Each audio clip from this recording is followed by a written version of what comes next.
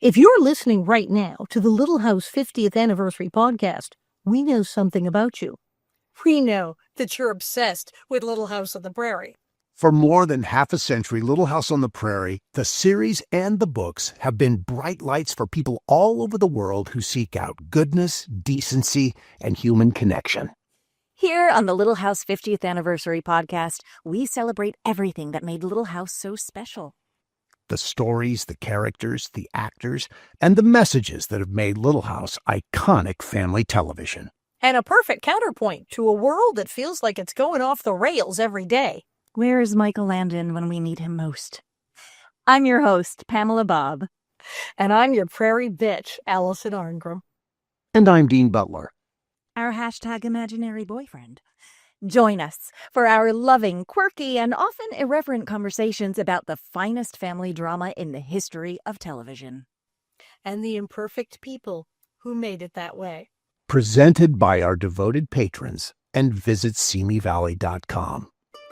Hi, Bonnet Heads. How's it going? This is Pamela Bob, your host, creator and star of Living on a Prairie, and superfan. I am here with our wonderful, lovely prairie bitch. That's right, Allison Arngrim, looking really en français, particularly today. Yes. With hair. And we're also here, you're looking particularly Francais too. Why not, Dean? Our hashtag imaginary. I didn't want you just had to throw that in there. You're eating a croissant, or not? No, maybe. No, I'm drinking coffee, as always. Coffee, if you have a cigarette, we're good. We're good. It's our hashtag imaginary boyfriend, Dean Butler. Hi, guys. How's it going? Hey. What's happened this week? Anything? Well, I am so much. Yeah, no. So you're still in France. Yes. Yeah, and I am in sort of midpoints between. So we're recording this before it drops, so we don't have to try and skate around time. Yeah. So I am here at my alma mater talking to freshman students this week about social media and about storytelling and I'm laughing only because they know much more about it than we do. Yes. Actually, based on yesterday's meeting, they don't. But that's good. Well, no, I was laughing also because it was only maybe 2 years ago that I remember Allison being like, about. "Why do I?" You were like, "What's on TikTok?" But you know, you do have to. It's amazing how fast you can turn it if you want to. No, I know the stuff we're doing now. Because remember, I spoke in Ireland on a whole conference about social media, and it was social media and the power of nostalgia. I was like, yes, actually, we have now hit upon a topic I know a whole heck of a lot about. Yeah. And that's the thing is we've discovered with the 50th anniversary of Little House, and you've exploded on Instagram and TikTok for a guy who was like, what's a who? Just a couple of years ago. And I, during the pandemic where I didn't even know what a Facebook Live was and suddenly was queen of the internet, overnight, we've learned so much quickly. And for people our age, it is astounding. And it is quite a thing that you would have to teach them. It's just sharing the experience of what it has done and giving them the sense that there are certain rules. It's not even rules. There are things that you want to be mindful of as you are creating content in order to reach a target audience and to give them what they want and keep giving it to them. It's a relationship that you're creating. I mean, that's what this is all about, is creating a relationship. Yeah. So it might be a dysfunctional relationship, but it's a relationship. On certain days. So I think you want to be honest with people. You need to be authentic with people. You need to be consistent with people. I mean, things and all lessons that we've been learning as we go along. Yeah. It's like yes, I mean, it is a test and you see the results of doing it, but it's more than just throwing an occasional piece up. You have to be committed to it. You have to be involved in it. So, and you have to bring yourself honestly and authentically to it too. Right. So, that's all, these are things that we're sharing. People think that they can, again, you just can't throw something up. You do have to think about it and know what you're trying to say and what you're trying to reach and what you're trying to get people to do. Mm-hmm. So, yeah. Anyway, well, when so I I'm saw that here you were doing doing that. it, when I read you're doing it on social media, my jaw dropped. And then I thought, I'm very proud of him. He's come a long He way. knows now. Oh, he knows now. Yeah. Well, I know now primarily because of the the Gen Xer Right. Jennifer Brawyer, who really has been just amazing with this. I'm just going to speak quickly about Jennifer for a moment. Yes. She's been remarkable for me, but she has also been, because of what she did for me, she was invited to provide the same service for the Little House brand for Friendly Family Productions. And she's involved in the social marketing for Netflix of the series. I mean, she has come a big distance here in doing this work. And I think just because she does it so fully and authentically, and she has such joy about the way she does it, that people get it. Yeah. And also I just couldn't be happier fan. for her. Yeah. She's a real fan. Place. Yeah, yes, she gets it. Yes, totally. No, it's lovely. Yeah, no, it is really nice. It is really nice. Well, we're going to talk about, now, Allison, so how many shows? We haven't done any shows since. Yeah. Yeah, I haven't started yet. Yeah, we're going to have 9 shows here. It's going to be good. And then come back and hit the ground running because I got, San Francisco and our fabulous. We're going to do our little show with all of us in New York. But then Dean and I are going to the Chocolate Expo in the middle of all this. In Lincoln, Rhode Island. Yeah, in Lincoln, Rhode Island. Was it Lincoln? It was Lincoln, Rhode Island. And it's great. It's the big Bally's Casino Center event place. It's huge. It's huge. But yes, there'll be chocolate. Lots of gambling and chocolate together. Oh, man. Now, I'm grateful that I'm not a gambler. I'm sorry that I'm a chocolate lover because it's going to be like...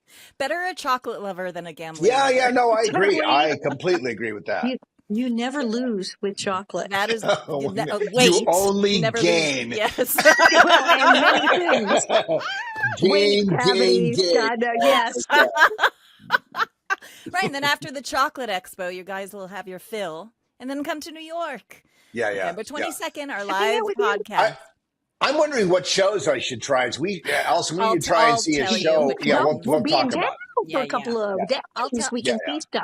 She'll know. You need to go to TKTS and get some tickets. Yeah. Oh, I know people. You know people too, right? I know people. We know people. Why? I know Pamela, so I know she's right there. Yeah. So she can really help us with you. Oh God. Yeah, I mean, Pamela's a Broadway baby. Yeah. Yes, Broadway star. I've seen her. Anyway, I've seen you on stage. Pamela, how many times have I seen you on stage? Because I saw you in, what was it, Hand to God. Was I performing in Hand to God when you came, or was I just there? I thought you were. I might have been the day I came. And then I saw you in that really stressful, upsetting thing, Cracked Open. Yes, with Mother. Stressful and upsetting for many, many reasons. It was good. A very stressful and upsetting show. Everything was like Little House on the Prairie. A lot of bad things happened in one night. I know, and now I'm understudying Emily Skinner in House of McQueen, and we just got our closing notice, which is very, very sad. Boo! That sounded like a great one. House of McQueen. Luke Newton, I believe that's his last name. God, I'm terrible. Was starring in it as Alexander McQueen, and he's a big star from Bridgerton. So he was bringing, it's a 499-seat theater. It was full house every performance. And then his last performance was this past weekend, and I think his replacement is incredible. But when you lose a big celebrity, you lose a lot of ticket sales. And I think the producers went, I don't know if we can do. They wanted the guy from Bridgerton. Yeah. So anyway, that's the biz. It sucks. Yeah. No, it is. It's totally the reality. Of working in that space. But it's been a really joyful experience. So I'm very grateful to be a part of it, even if it was for a short stint. It'll still go on my resume. There we go. Well, let's get into this. Okay, listen, everybody, we're doing part 2, but before we get into it, From Prairie Partners and UBN Go, this is Little House on the Prairie 50th Anniversary Podcast.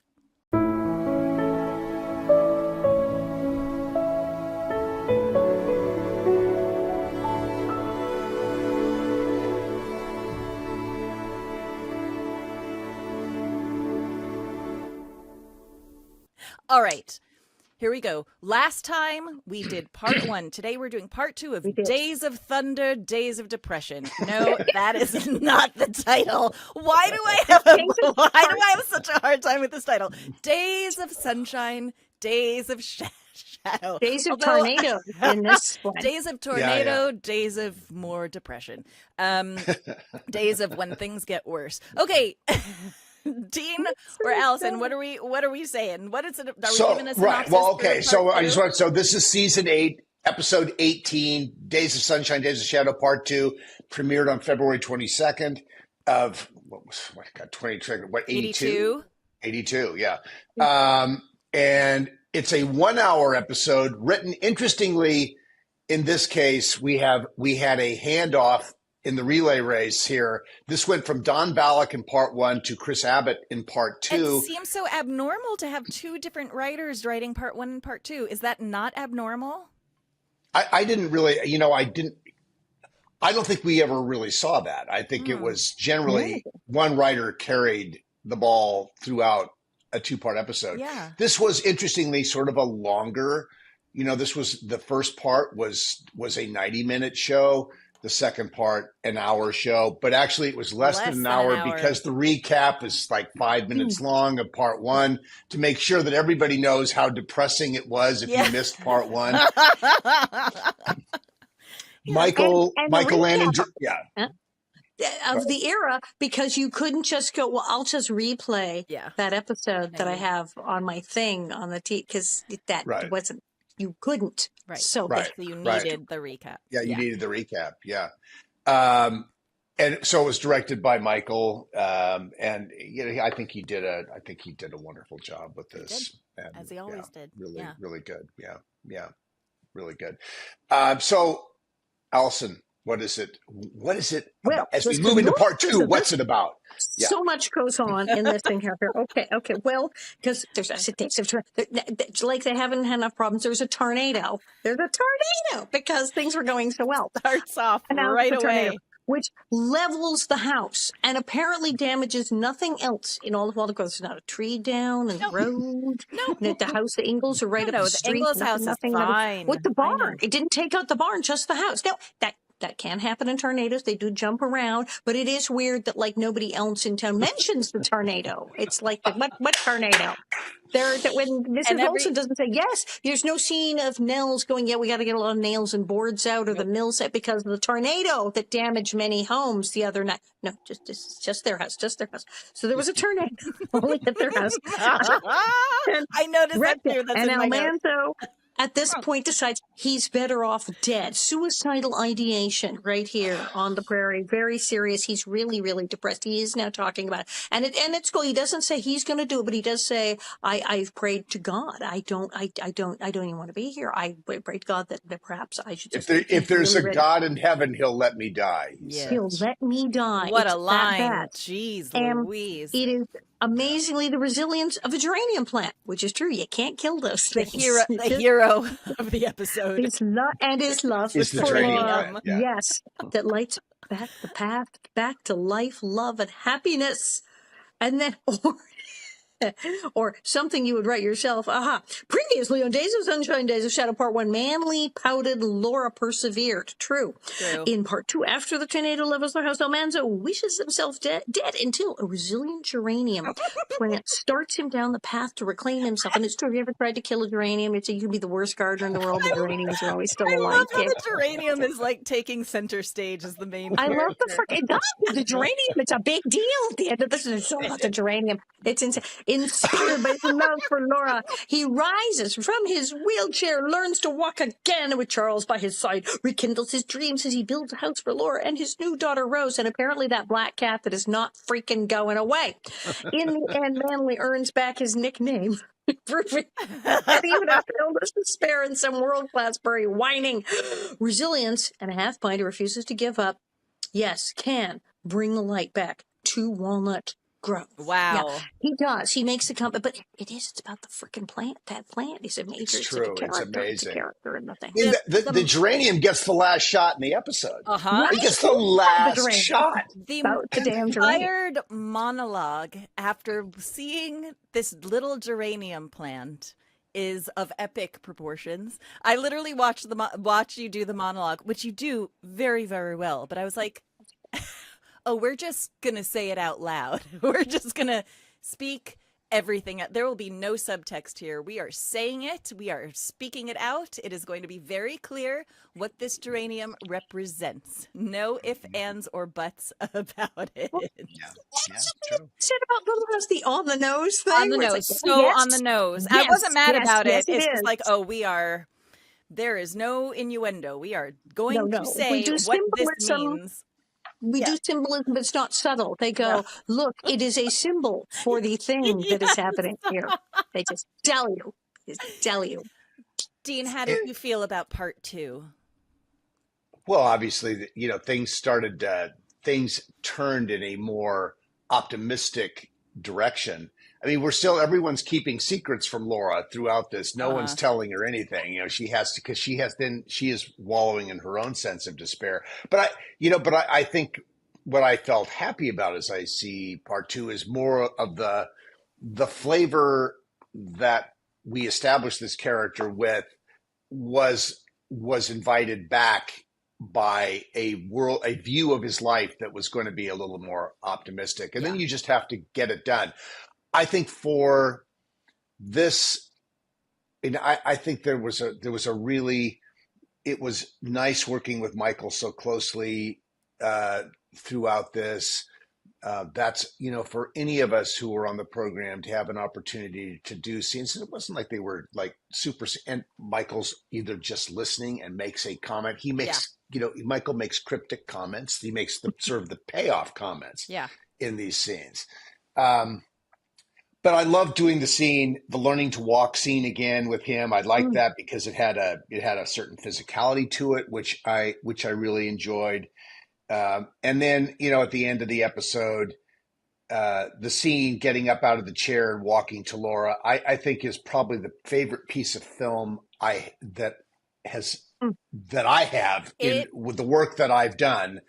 I love the way Teddy shot it. Yes. I love the way David Rose scored that moment. Love the back and forth with Laura and Almanzo, and that she was wonderful in that scene as this is rising. Yeah. But I loved it. Was just simple. It was simple and honest, and I just love the way it played. I have been that's just really a favorite moment of mine captured on film. It's the crying moment. It's the moment where the audience bursts into tears. With the shot of the house. When she gets no, I can't look, don't look. And it's just the house and the music and Amanda's there. That's when the whole audience goes, and then you get that's the crying moment. I went, here it is. And you said about seeing Almanzo's spirit again and Laura's too. I mean, that's the thing is that I think in the first one, I was like, wow, this is really going on because you're being so pitiful and mopey and pouty and terrible and negative. But Laura, too, her way of acting out is to just be, and get all shrish. And they both kind of come back, is that as soon as Almanzo shows a hint of life that he might get up, the Laura we know comes back, and she's not just bitching endlessly. She's like, okay, well, maybe what? And I mean, she gets like genuinely mad when they do just as we had Eliza Jane going, I guess maybe I should have discussed moving with you. Now they lied to her. She found the house trashed, comes back, goes, when were you going to tell me? I guess we should have told you. It's a running theme in this episode where people do really blindingly stupid things and don't do.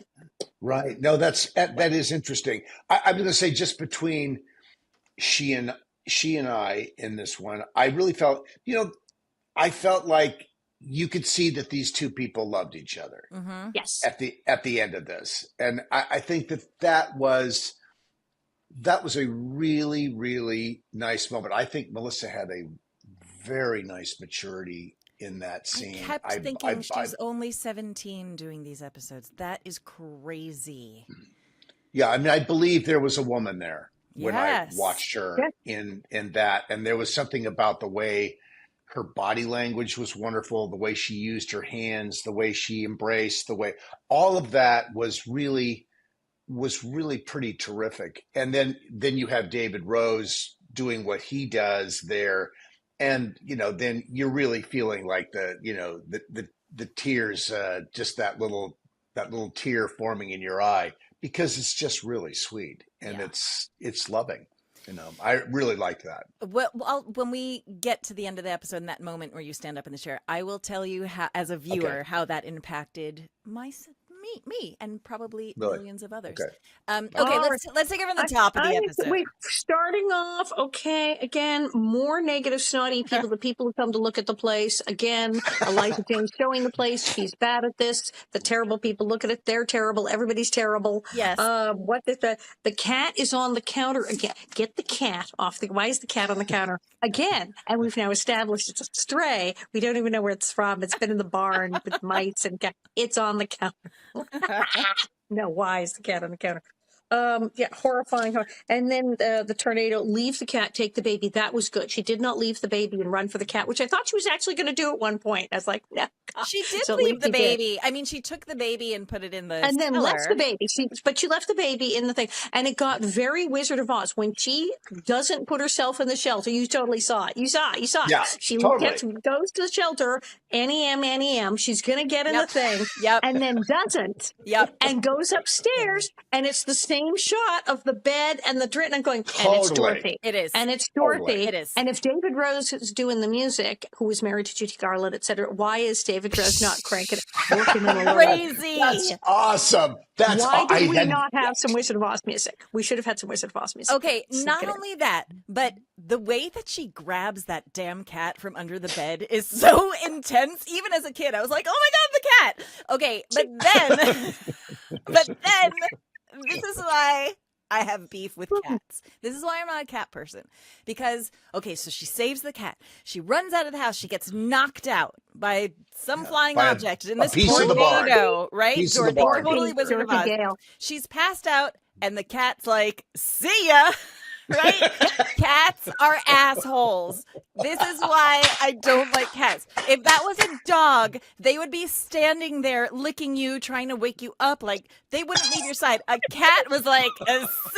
I don't care that you just saved me. I'm out." I love cats, but I would have left the cat because cats Of course. are smart. The cat would leave. The cat is not going to die in a tornado. If the house is falling down, that cat will be long gone. The cat will bail and run to safety and find a place. Do you see a lot of cats hanging from trees? No, there is no You do loyalty with not. that damn Like, cat. the cat would have been fine. I just don't understand why the cat.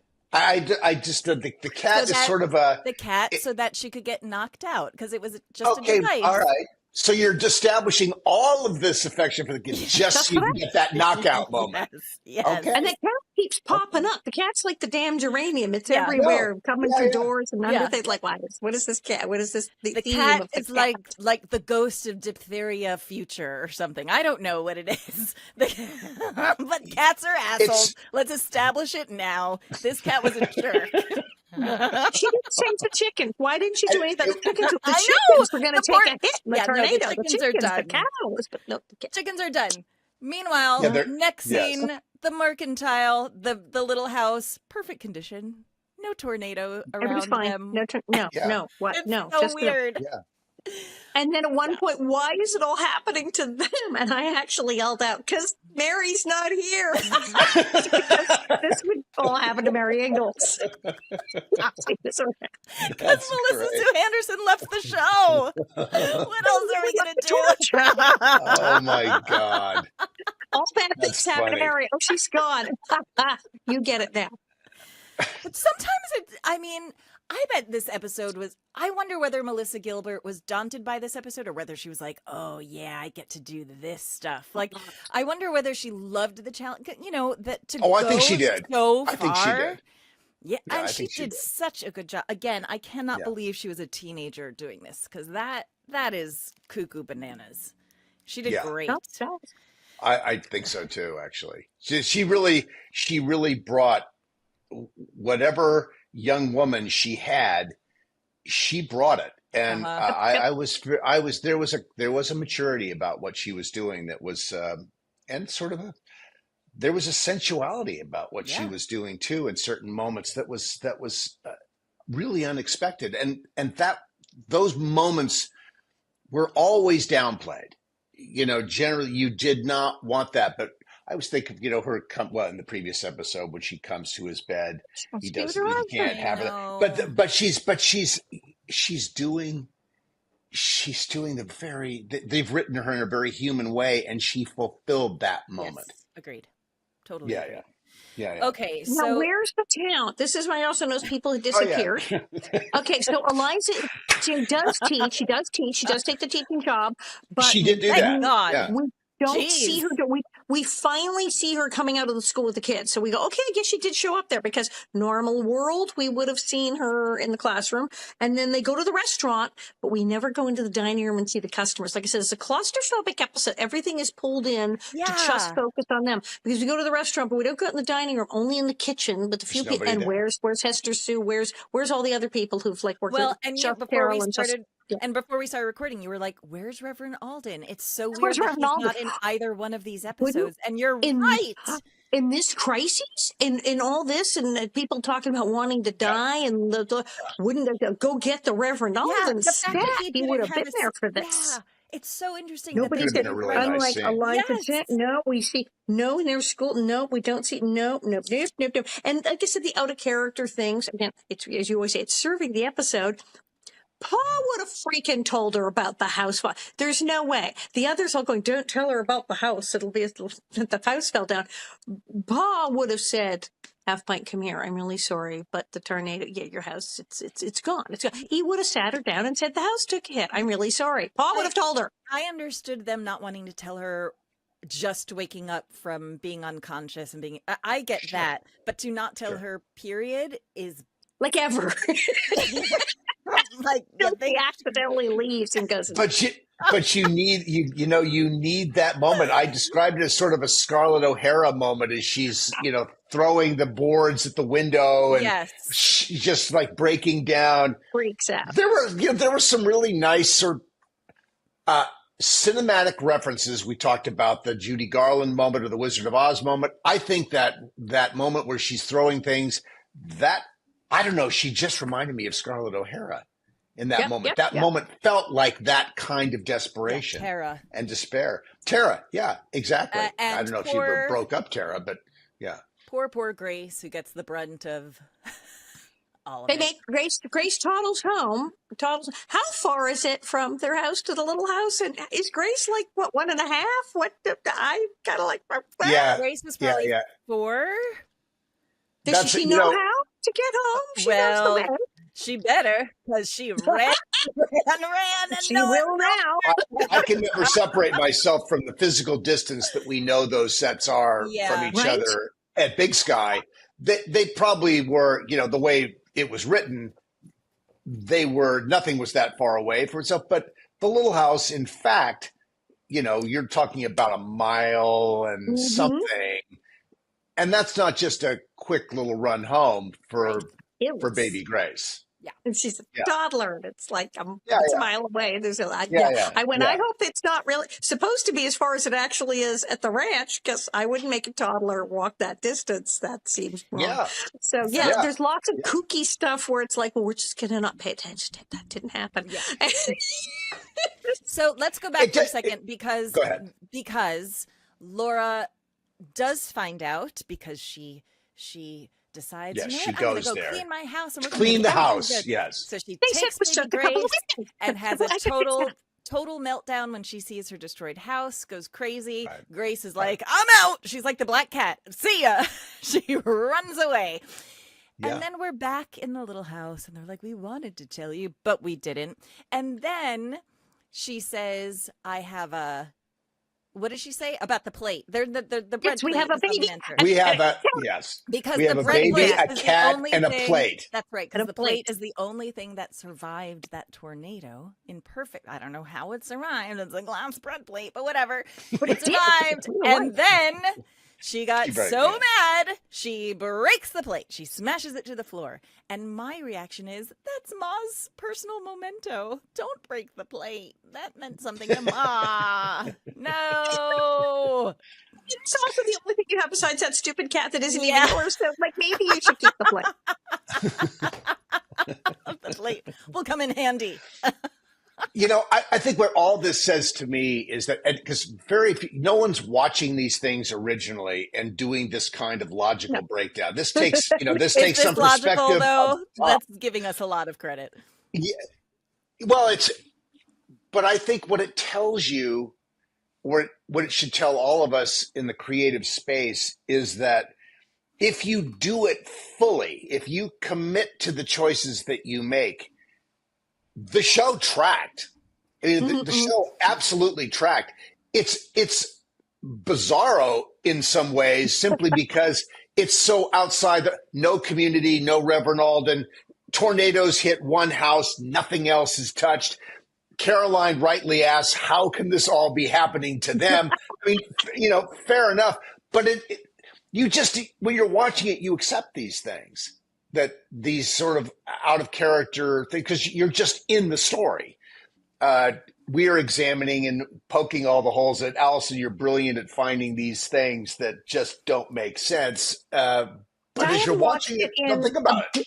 Hadn't watched it in a billion years and sat down and went, wow, this does really pull you in. And when you start crying.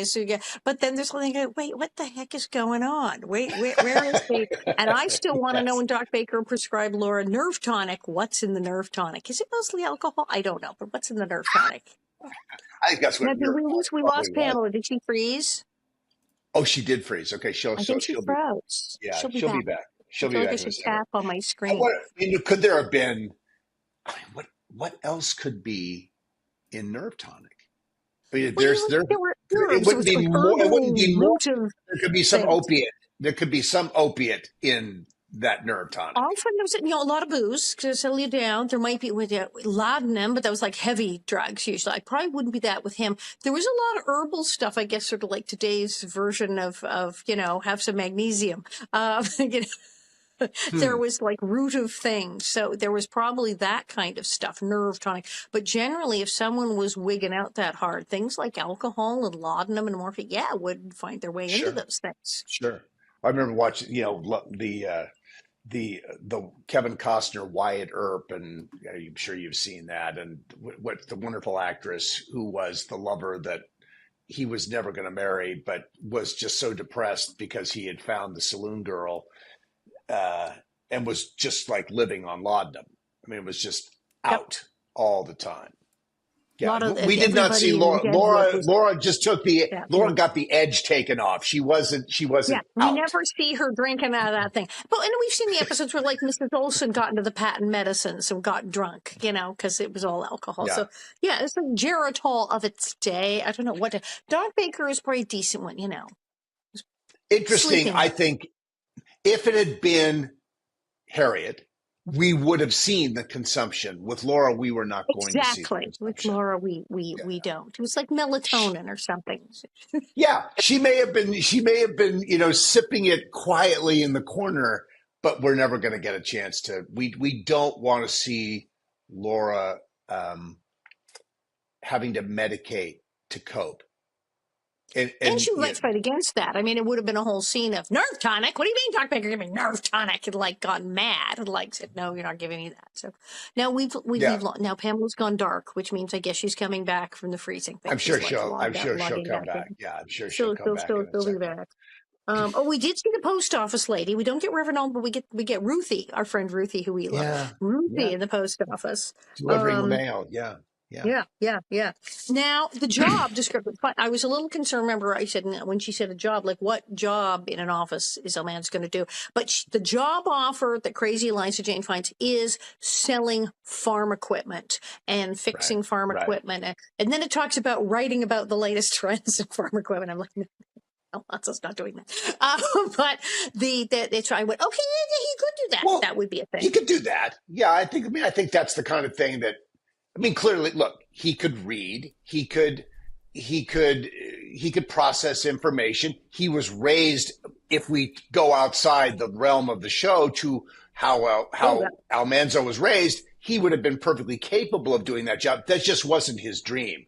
He was a guy who wanted to be with horses and be a farmer, and that was going to be his life. And when you see the pictures of the real Almanzo, this just salt of the earth guy, you totally believe that that was his life. That's what he wanted to be. Were very well educated. When you read Farmer Boy, you go, no, these people weren't bored. And he was being taught things and stuff. But selling horses actually would have been his job. That he would have loved that. If he got him a job at the stable selling horses, he would have been like on it. And what happened to the horses? I know, you never hear about the horses ever again. Did they get killed in the tornado? Because, we lost the crop in the hailstorm, and we lost the house. And the crop that was never planted. No, but he says it's never planted. That we're going to breed for more horses, and which Almanzo knew how to do, because I've read Farmer Boy and all about, he could breed horses and sell the foals. He's all over it. That was total Almanzo stuff. But where are they? Did they die in the tornado? He mentions it within the first minute of episode 1, and then we never hear about them again. No, because if they didn't die, then they're not broke, because they could sell those freaking horses for a lot of money. Just saying. I mean, did they ever have the horses, though? Because we never saw them, and it was never talked about. They arrived, and then we never saw them. That's right. We saw them let in on camera, and then. It's so interesting. And it just Michael did not concern himself with that kind of detail. And you know what? As a kid, you don't care about it either. It's just now when you're rewatching. You didn't think about it. Right. Yeah. Right. Don't care. It was. He didn't want to have to own that and pull that thread through. Now, he chose to pull the thread, or Chris Abbott did, the geranium thread. That was going to be the thing. Yes. I mean, it would have been much more compelling if it had been a horse thread. But the geranium where we use the first time we see the geranium, he's splinting it up in the bedroom, and it's it's not coming back, and so on. And then he has his epiphany moment. Where he realizes he was over caring for it. He just needed to leave it alone, and he puts his whole life together again in that one speech. God bless that geranium. I have to say, when he goes into the whole thing about I was overdoing it, that I was all it needed to be left alone to heal, and I was like, and he's right. And he's right. And that's what he's trying to tell Eliza Jane. Sometimes she'll leave people alone. Give him a couple of days. It's yes. I think so. He puts his life back together again, and now we are in the race for the finish. Let's take a break right here, and we'll come back and build a house. We were going to come back and build a house, everybody. We'll be right back. The Little House on the Prairie 50th Anniversary podcast is presented in part by visitsimivalley.com. In the movie and television capital of the world, Simi Valley is the television home of the OG Little House on the Prairie television series, and people come to Simi Valley from all over the world to feel the Little House love. Simi Valley is the home of the Ronald Reagan Presidential Library, celebrating the legacy of an iconic American who embodied the can-do spirit of California. Visit Simi Valley, a warm, friendly community that knows how to make their guests feel welcome. Accessible and affordable, Simi Valley is a great place to live and a great place to start your next California adventure. Simi Valley is hometown America in the Los Angeles Basin. For more information about your Simi Valley visit, go to visitsimivalley.com. We have to talk about Lucy Lee really stealing the show in this episode. A couple of her scenes, she's so good at it. Oh, and Lucy Lee is stealing the show right now, because this is when she confesses that she overdid it in the whole thing, and that I made it about me. Yes, she confesses to the whole thing, is crying. It's just like, she's really good in this. Well, she's got a plan, and it's all now at this turning point moment. Now there's suddenly an opposition, and so you're going to have to deal with that. And now the secrets are being kept from Eliza Jane. Right. Ooh. Now, Turn them out. Turn them out. so now Laura doesn't know what's going on, nor does Eliza Jane. And he doesn't really, no one wants her to really know because it's not part, well, it saves that moment when she discovers and has this wonderful breakdown. But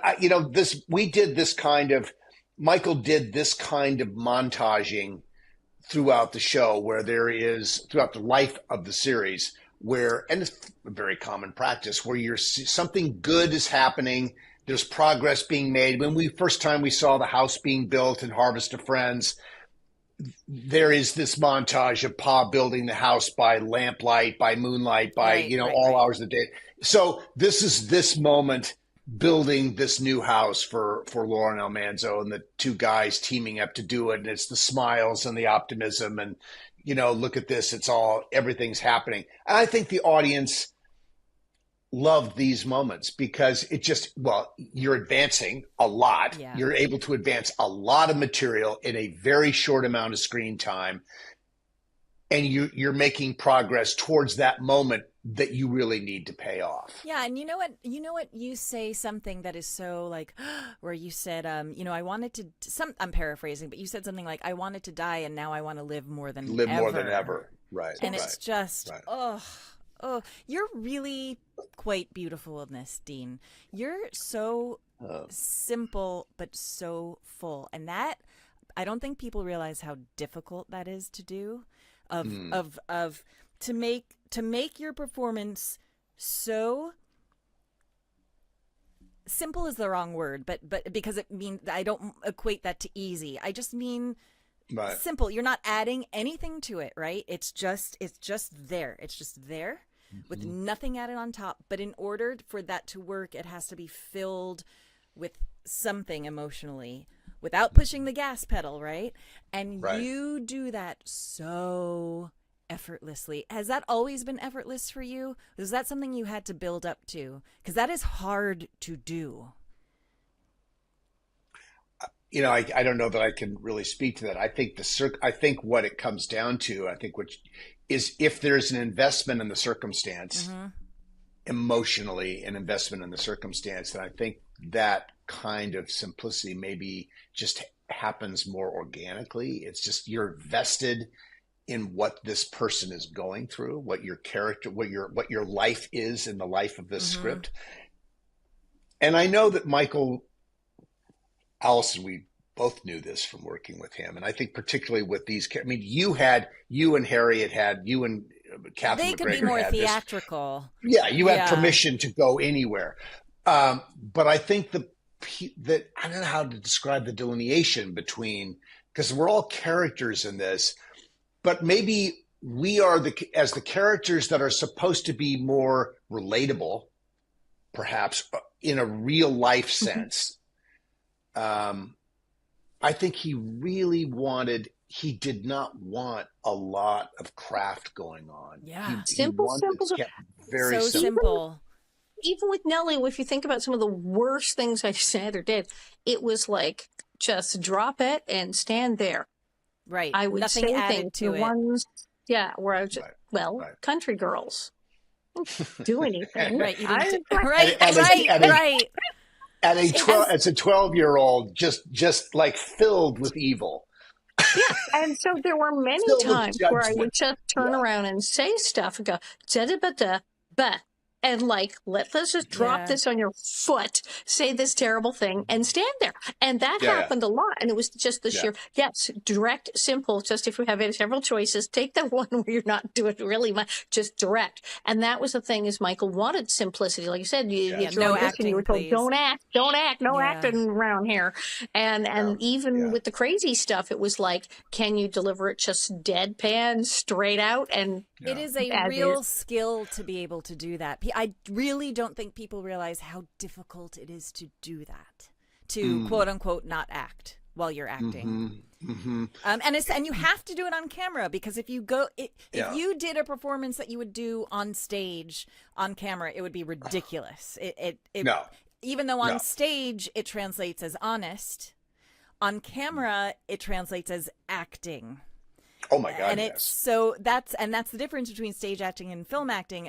Film acting and acting is in the eyes. Is that in the exactly? And on camera, you have to pare it down so it's here, right here, like a little pin drop. And it's a hard skill to do.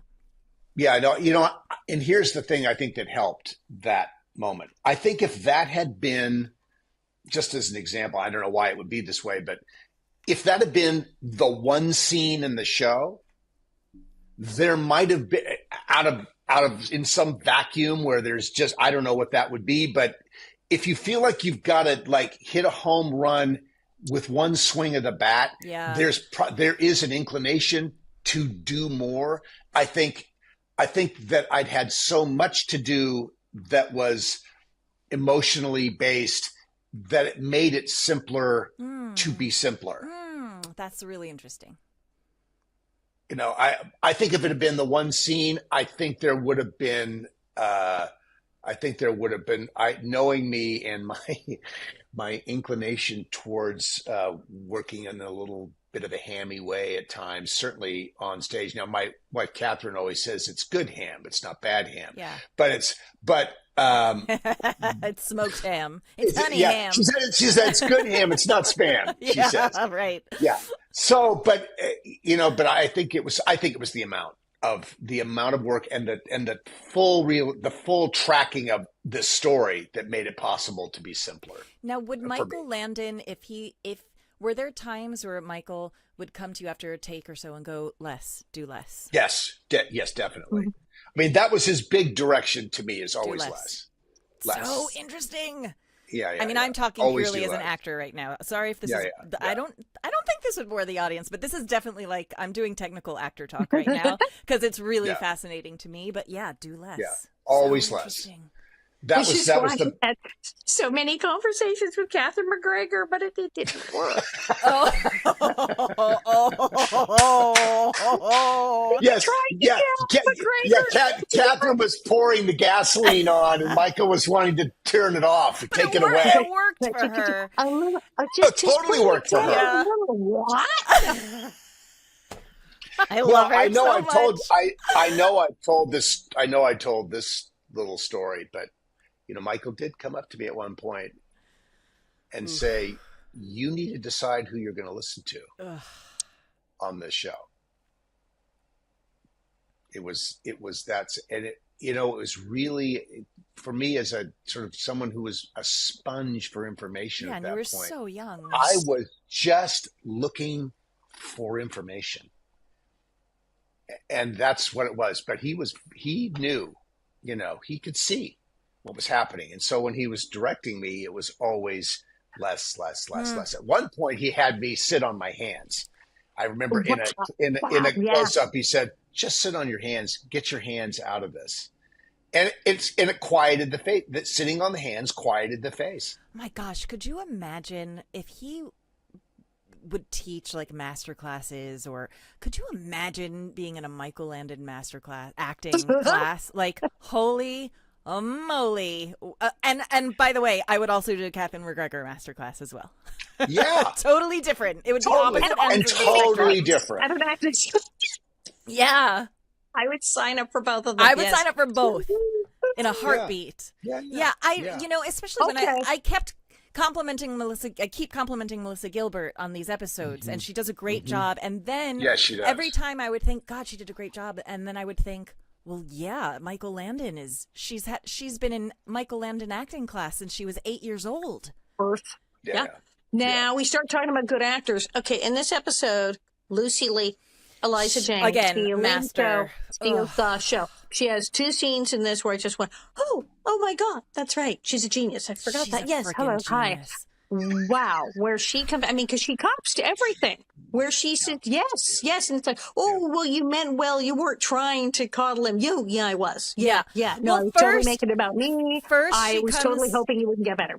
First, she comes to the house, she sees Almanzo, he is standing, he's getting better, and she is devastated, and it is so messed I mean, it is truly messed up how upset And she you see is that her brother is oh better. my God, it's my baby brother. Of course I know. don't want him in a wheelchair. Of course I want him to be better. Why are you better? No, stop because being because better. it's ruining her life and plan. her plans and her purpose. I mean, she made her purpose now back to taking care of him and oh, it's just so deep. I mean, it is so psychologically crazy. And she comes right out. Like, it's basically, she is weak and that she wanted something that was going to give her validation and fulfill her and be her life's work. And now what am I supposed to do? But like when she's like, but I get the job. I get the job. It was a really good job.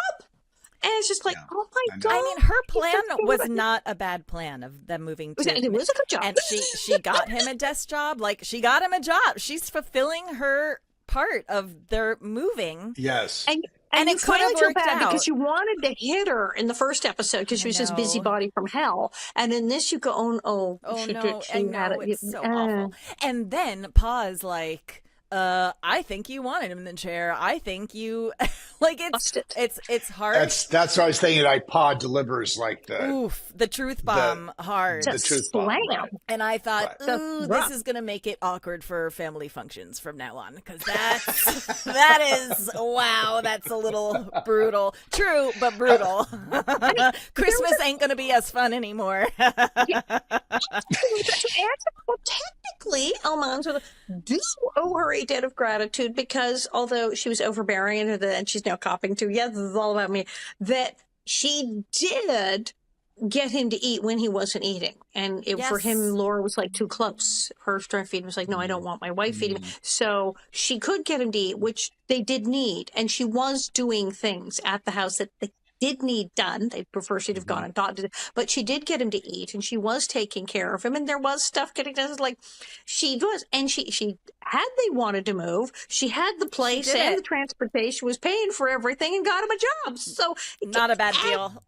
Yeah. So kind of like, thank you. But, so she wasn't completely awful, but she does cop to everything. And then they don't invite, then like they have lunch and don't tell her around. So that's right. More secrets. They don't invite her to lunch. Yeah. So I told you it would make things awkward at family functions. Yes. Yes. Well, Lucy has this wonderful gift of empathy and likability, and she's so sweet. Eyes. Even her in her devastation, she's so lovable. Oh my God. She's so lovable. Because you see where it's stemming from. She's not a malicious person. You see it stemming from love and pain. She admits to everything. Yeah. And then she admits to everything, which is incredible. Yeah. And then they invite her back to lunch.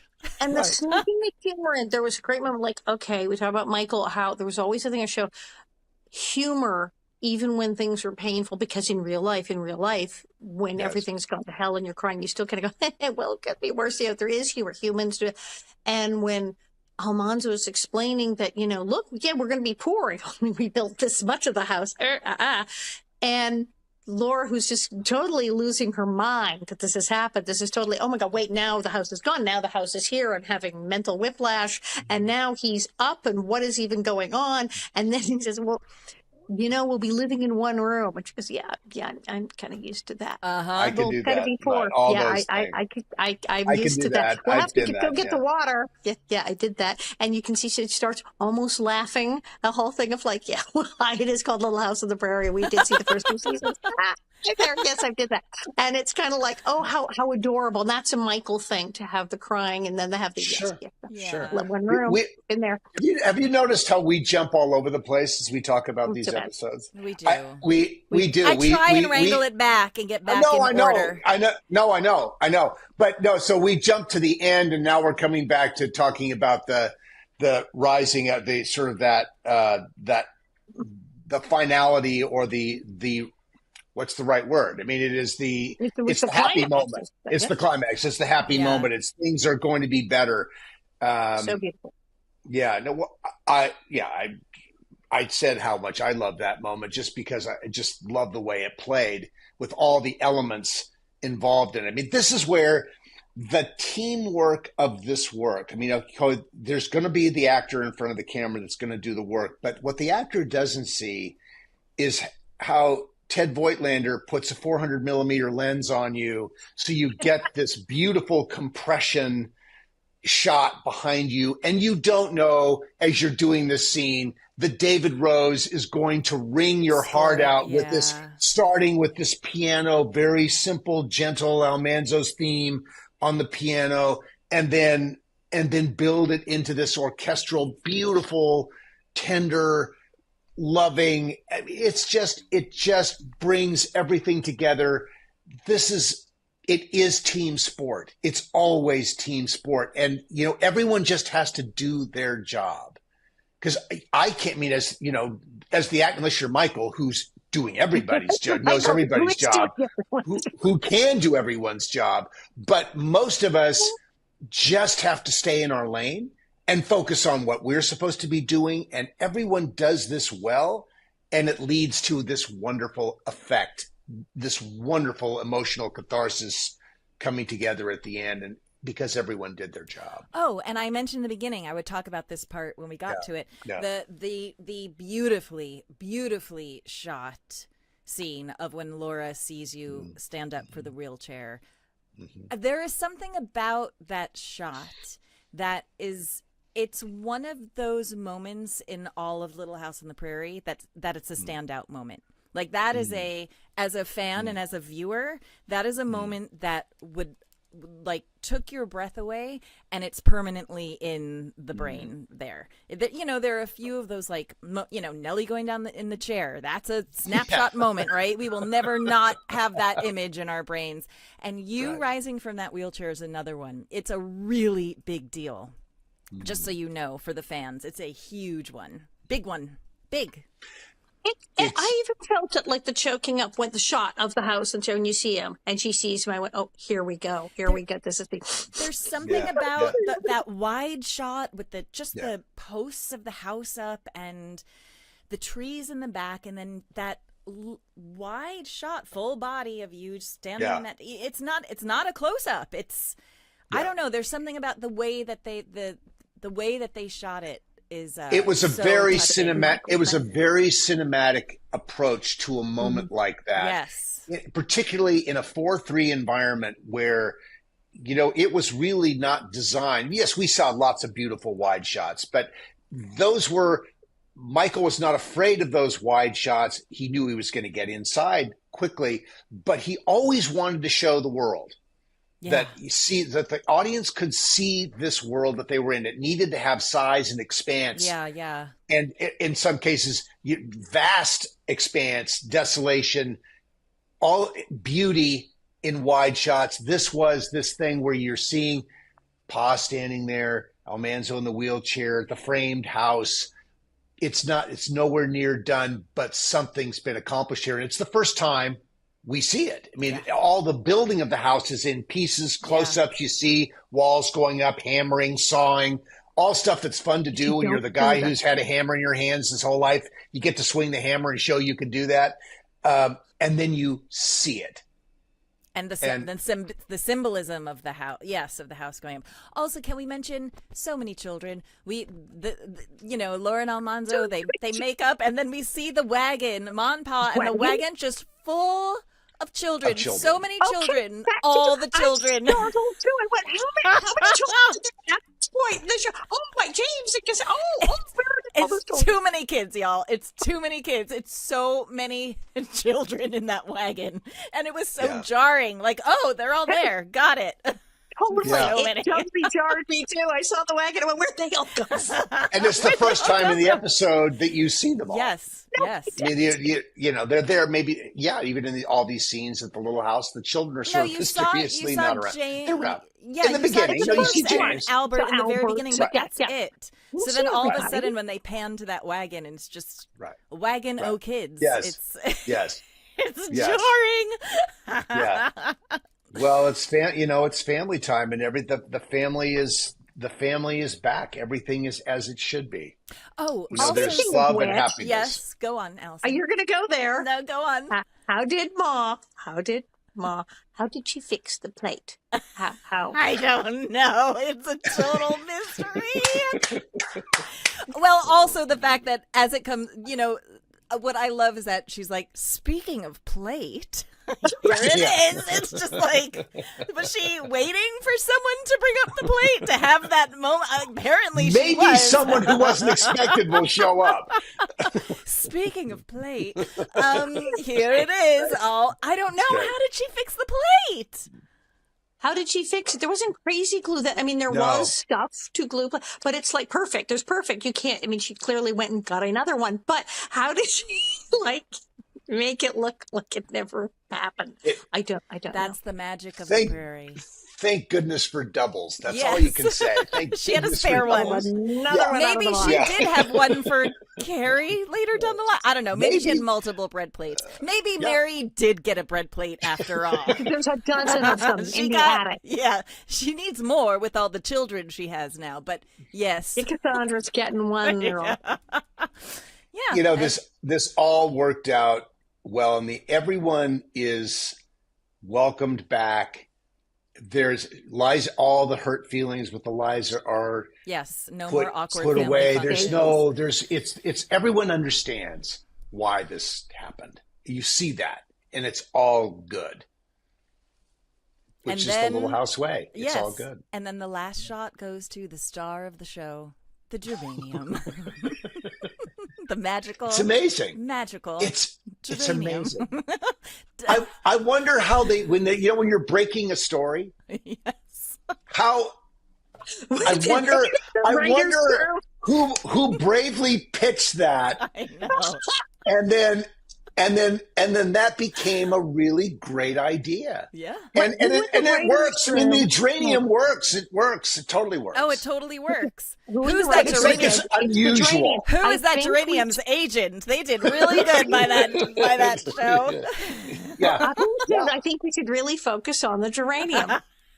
Somebody had to, it had to be Michael. The geranium is the geranium's the metaphor, and there we go. The geranium's metaphor. Yeah. Did Michael say, and then we cut back to the geranium. Yeah. It came off you come to the wide shot, there's the wheelchair there, so the wheelchair is retired. The wheelchair on the side. Long, slow pan across to push to the geranium. And it works. It works. Lord is my shepherd. Yes. Half pint spin in the mountains with Jonathan, who might be God. Ernest Borgnine is God or an angel. We're not sure what is happening here. And he is a supernatural being. And now he is gone. And he's found her paw. And what is the last thing? We go back to the dove. We go back to the little dove. And it's gotten better. The dove was wounded. He was healing its wing. And the dove is now better and flies away.